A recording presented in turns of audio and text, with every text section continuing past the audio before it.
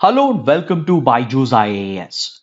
Let's take up the analysis of today's The Hindu newspaper by looking at a column from page number 6 of the Delhi edition. This column is written by Mr. Harish Masand, who is a retired fighter pilot of the Indian Air Force and a decorated soldier who has seen action in the 1971 war. In this article, he talks about the latest controversy surrounding the theaterization of the Indian Armed Forces.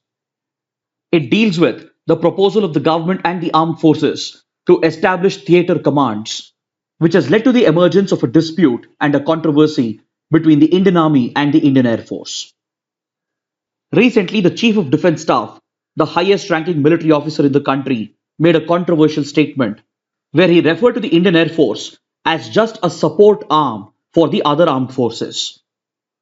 To this statement of the CDS, the Chief of the Indian Air Force responded and he disagreed with the statements made by the CTS, and he stated that the Indian Air Force plays a critical role in exercising air power in conflicts and in wars.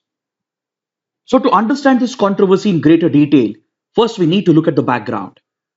See, in 2019, the government of India introduced one of the biggest defense reforms by creating the post of the CDS, or the Chief of Defence Staff. The creation of this post had been recommended by several committees, including the Kargil Review Committee and as well as the Naresh Chandra Committee. This proposal had been pending for several years, and finally the post of the CDS was created.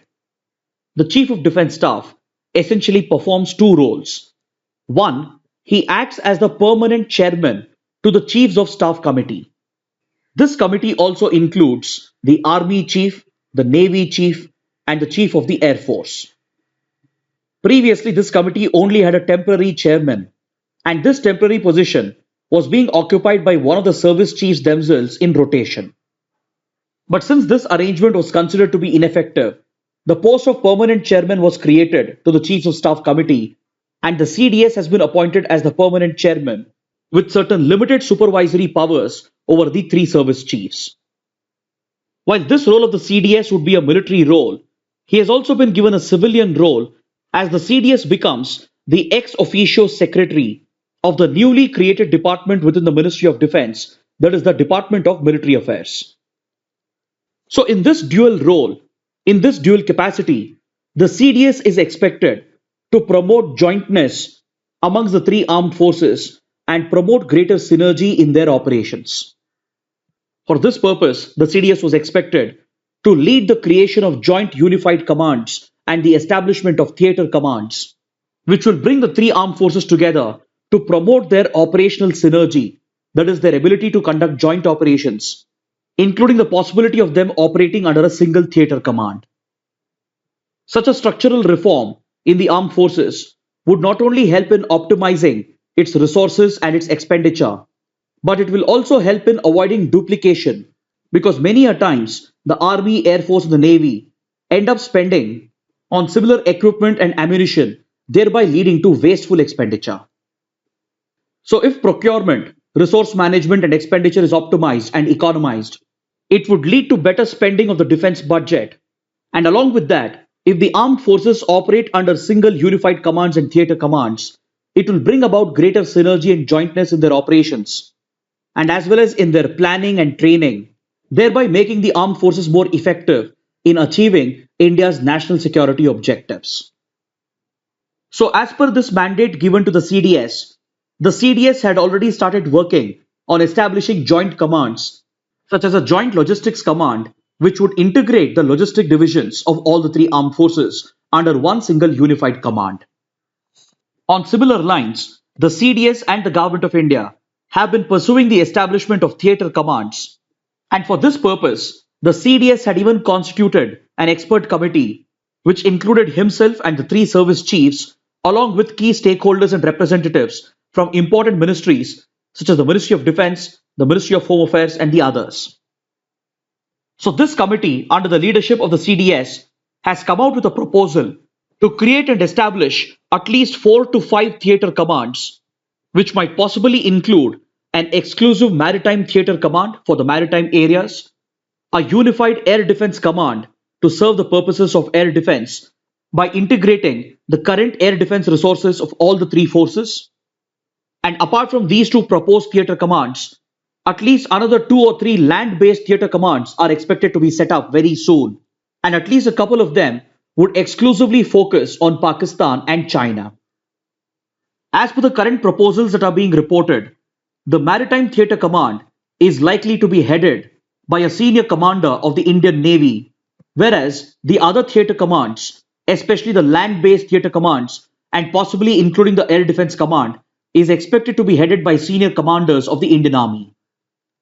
And according to reports, the assets of the Indian Air Force is likely to be distributed amongst these commands, thereby giving the Indian Air Force a secondary role as compared to the lead role that the two surface forces are taking up. As for the proposals that are being reported, the Navy is expected to lead the Maritime Theatre Command, with the Indian Army leading and dominating the other land-based theatre commands.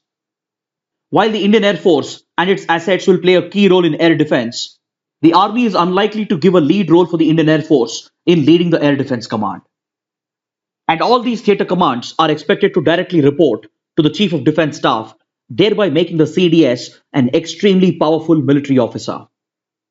So these proposals, which are being pushed through by the CDS with the backing of the government, is being internally resisted by the Indian Air Force, but not against the concept of theaterization, but against the manner in which the theaterization is being implemented, where the Indian Air Force is likely to be sidelined to a secondary role. The Chief of the Indian Air Force has made it very clear that the Air Force completely supports the theaterization of the armed forces and the establishment of the theatre commands. But the manner in which it is being done and the structure which is being put in place has been opposed by the Indian Air Force because the proposed structures are underestimating the value of air power in establishing deterrence and in leading offensive operations against the enemy. So here the writer says that if we have to achieve our national security objectives, then first the political objectives have to be clearly laid out, based upon which the military objectives will have to be drawn out, which in turn should result in the drawing up of military strategies and doctrines. According to the writer, this should be the ideal flow of reforms. But by looking at the current proposals of theaterization, he criticizes the current strategy of the CDS and the government, which is focused on drawing up military strategies and laying down military objectives, without first clearly establishing as to what are the political objectives. The writer says that since India is never an aggressor, and since India does not have any territorial claims, the primary focus of our armed forces should be on establishing deterrence against the enemy, along with the ability to carry out precision strikes if needed, accompanied with an established and effective capability to conduct offensive operations if required.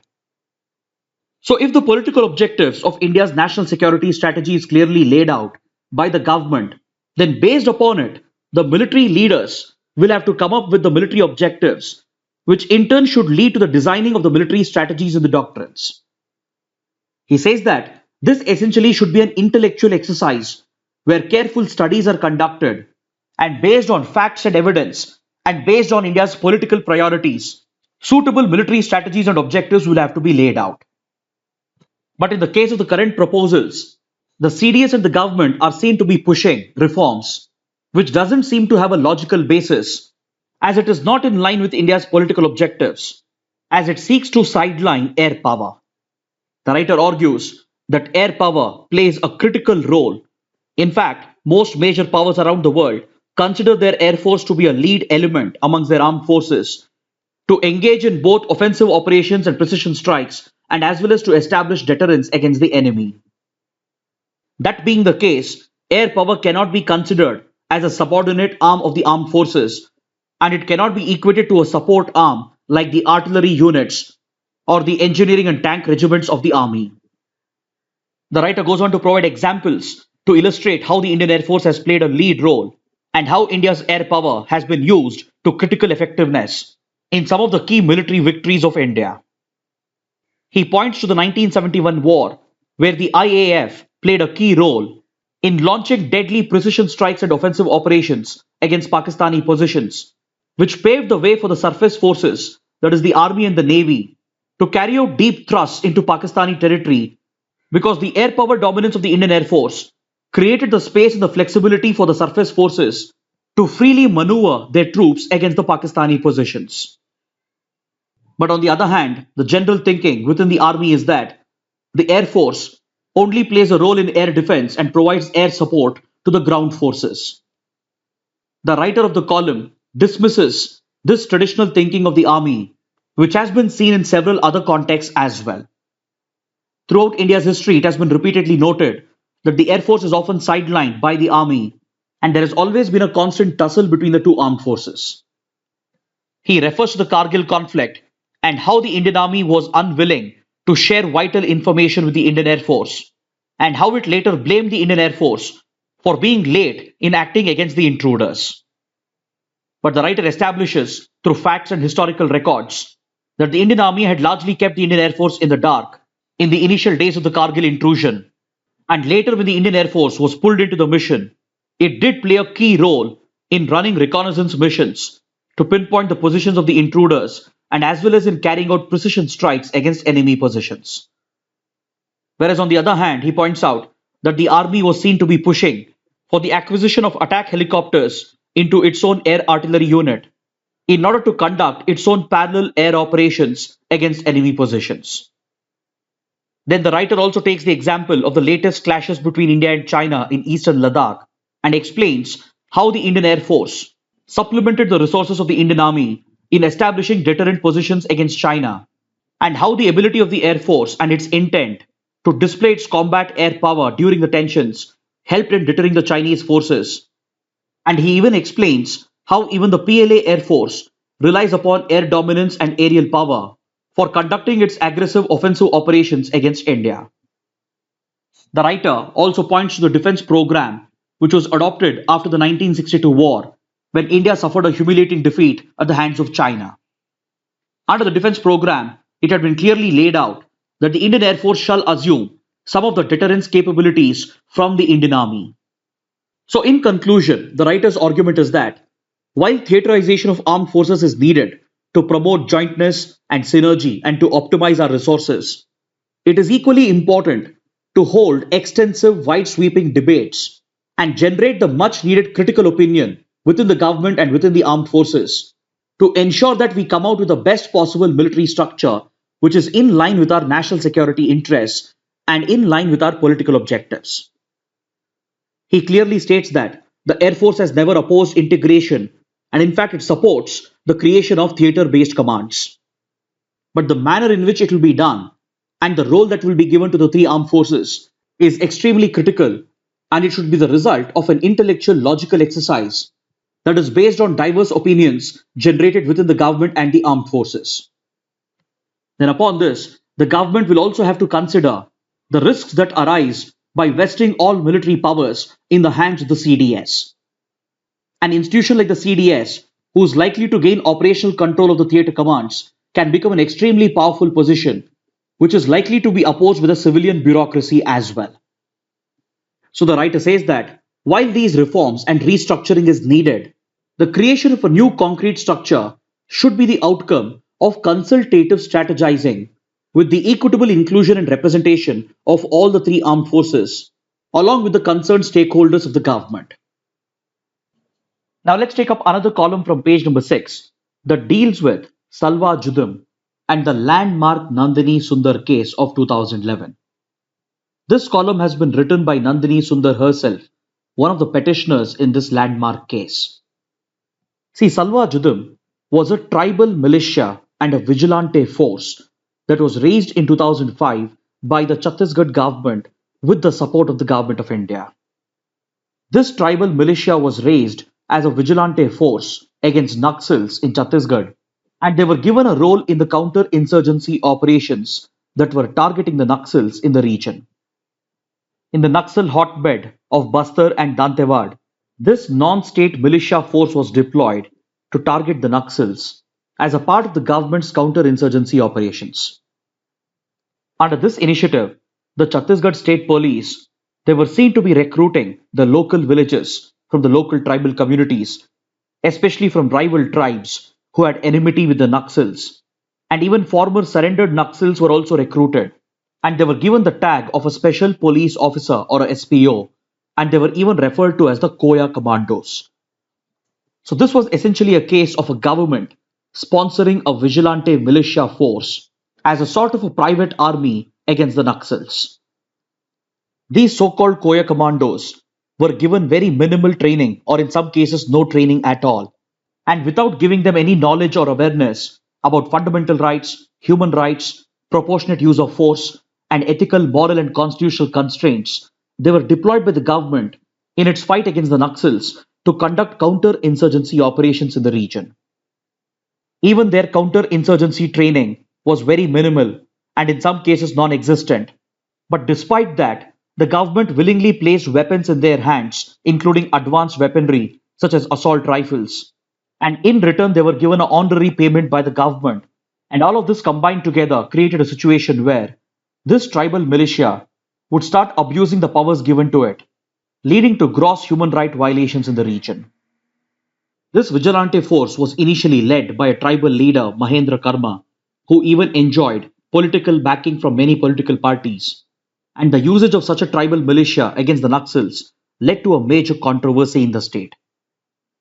Considering the extent of violations that were being reported, activists such as Nandini Sundar filed a case at the Supreme Court challenging the constitutionality of Salwa Judum.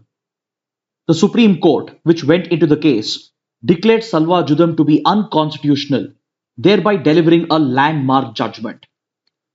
The Supreme Court clearly recognized that you cannot have the state to be sponsoring such vigilante groups, as it would result in the direct violation of fundamental rights and human rights.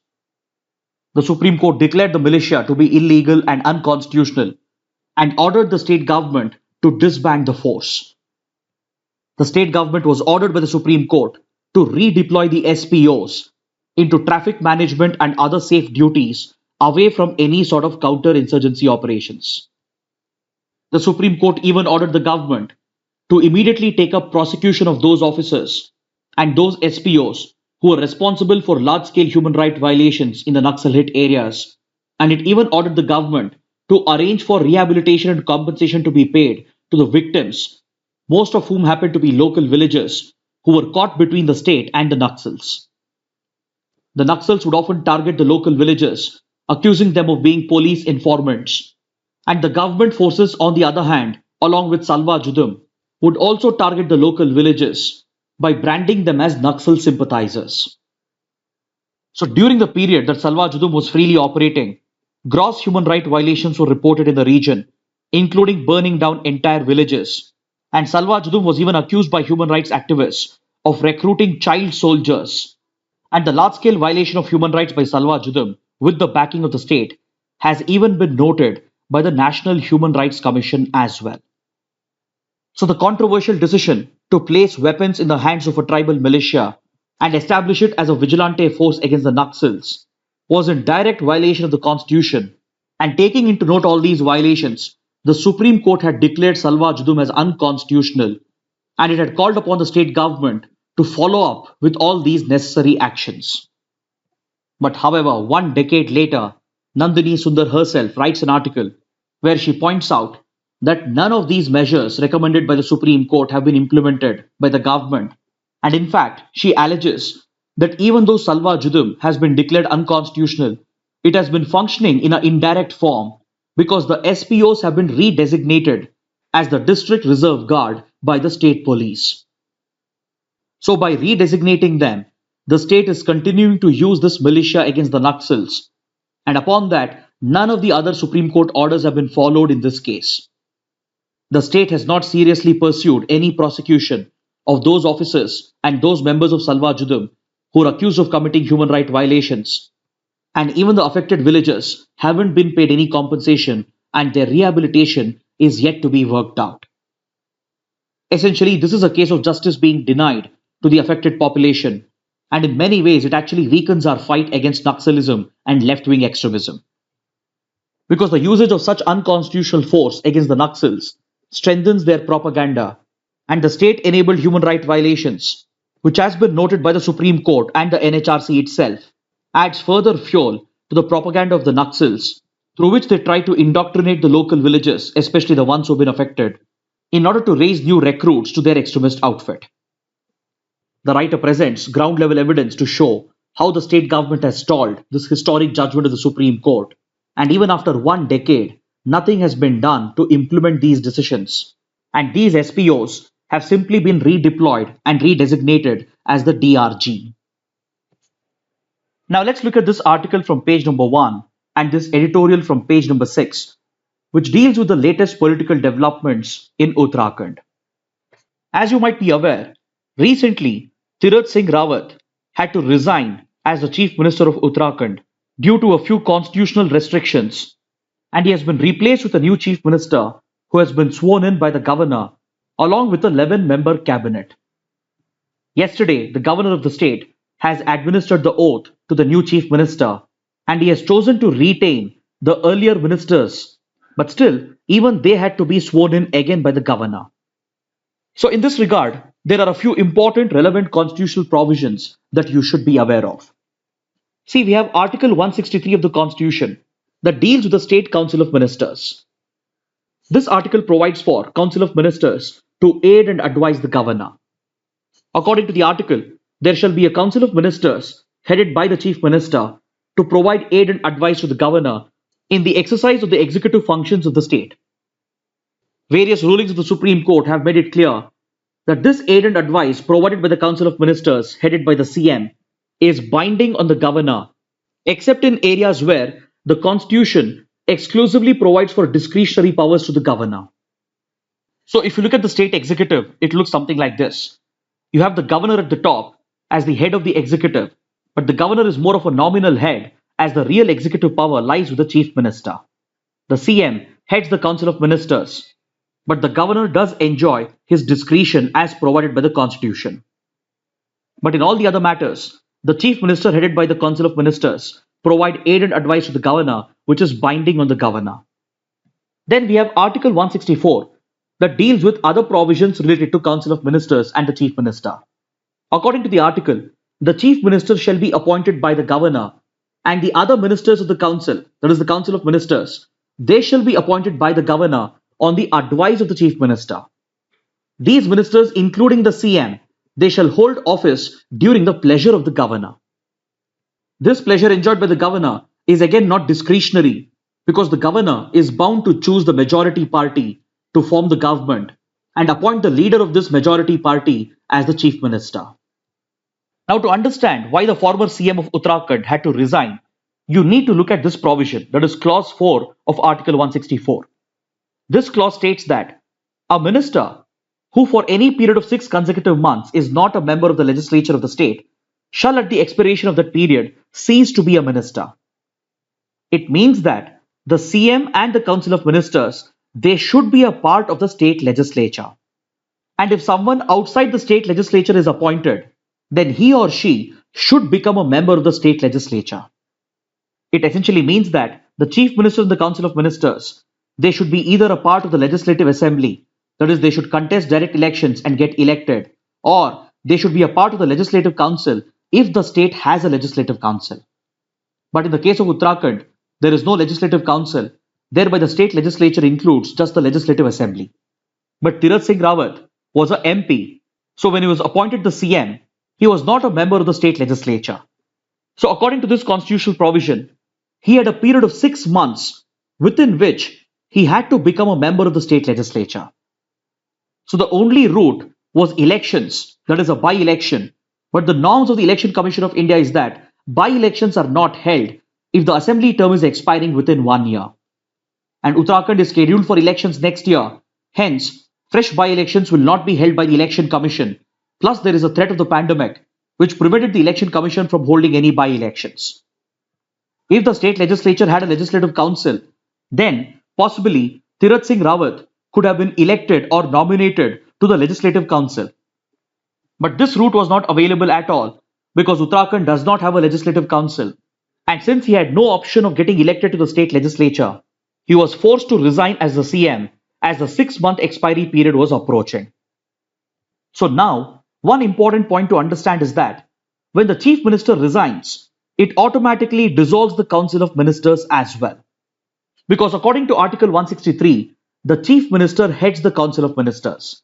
With his resignation, the Council of Ministers will also dissolve, and when a new Chief Minister is appointed and given the oath, a new Council of Ministers have to be appointed, and even they have to be administered the oath again by the governor. So before a minister, including the CM, before they enter office, the governor administers an oath of office and oath of secrecy as they are laid out in the third schedule of the Indian Constitution. These Council of Ministers headed by the CM, they shall be collectively responsible to the Legislative Assembly of the state. The collective responsibility of the Council of Ministers is clearly laid out under this article, and the article also specifies the maximum and minimum limit to this Council of Ministers. This limit on membership to the Council of Ministers was introduced by the 91st Amendment Act of 2003, according to which the strength of the Council of Ministers in a state shall not exceed 15% of the total number of members of the Legislative Assembly of that state. It also lays down the minimum limit at 12, including the Chief Minister. So Uttarakhand being a small state, it has a Council of Ministers that is kept at the minimum limit of 12, including the Chief Minister. Hence, the new CM has retained the earlier Council of Ministers, which included 11 ministers, but even they had to be administered the oath again by the governor, as the previous Council of Ministers was dissolved automatically when the CM resigned. Then finally, Article 164 also disqualifies any member of the House from being appointed as the Council of Minister if they have been disqualified under the 10th schedule, that is on the grounds of anti-defection. So in conclusion, the constitutional restriction provided under Clause 4 of Article 164 led to the resignation of the former Chief Minister, which automatically led to the dissolution of the Council of Ministers as well. Now a new Chief Minister has been sworn in by the governor as per these constitutional provisions, and along with that, a new Council of Ministers have also been sworn in. Then coming to the last article from page number 11, Chinese astronauts have completed the first spacewalk outside the Tiangong space station, which happens to be the Chinese version of the International Space Station. The Tiangong is currently the Chinese space station that is orbiting Earth, and Chinese astronauts on board have conducted their first tandem spacewalk. This is seen as a major step in China's ambitious space program, which currently is heavily focused on reaching out to Mars and as well as to the Moon. China has planned several exploratory missions to the Mars and the Moon, along with further advancing its human space flight program. Now let's look at the mains practice questions. The first question: the mandate given to the CDS to bring in jointness by setting up theatre commands has run into problems. Examine. The second question: discuss the constitutionality of Salvajudam. Kindly write an answer to these questions and post your answers in the comment section below. So this concludes our discussion for today. Thanks for watching.